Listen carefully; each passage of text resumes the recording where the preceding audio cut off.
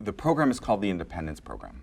And if we offer everything and we pay for everything, all the goods and all the services, and do not help these individuals plan for their future, then we have a problem. They become dependent and reliant on us. Very early on in the program, when we were getting our bearings, we looked to really understand what they needed, and they asked for many things and we delivered. But then we started to move towards understanding what our core services were, our case management, our resource management, our ability to care coordinate, our ability to provide some of these skilled care and home health aid types of services, and these alternative treatments.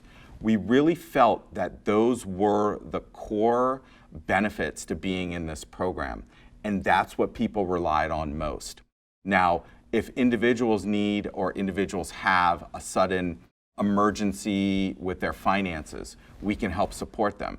It's easy for us to give them the opportunity to get back on their feet by making a mortgage payment. But then we work with them and our partners to help them budget better.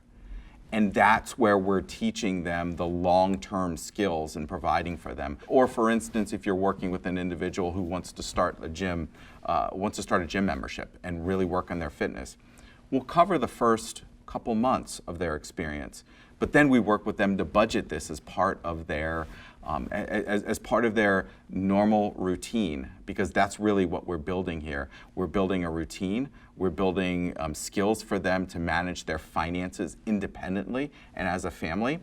And we're there to support them as the backstop or the safety net for them when things aren't going well. But our goal for the long haul is to make sure that they are as independent as possible and teaching them those life skills.